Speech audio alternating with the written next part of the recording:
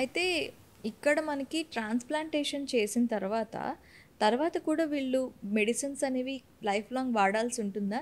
లేకపోతే ఒక మంచి కిడ్నీ అక్కడ అమర్చాం కాబట్టి వాళ్ళకి మళ్ళీ మెడిసిన్స్‌ని వాడే అవసరం లేదంటారా?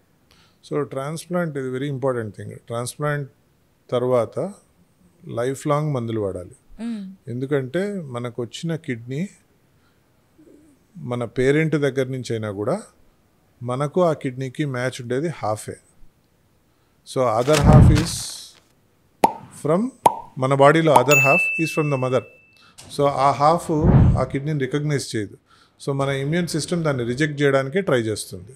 ఓకే. సో అందుకు ఆ ఇమ్యూన్ సిస్టమ్ రిజెక్ట్ చేయకుండా ఉండడానికి మందులు జీవితాంతం వాడాలి.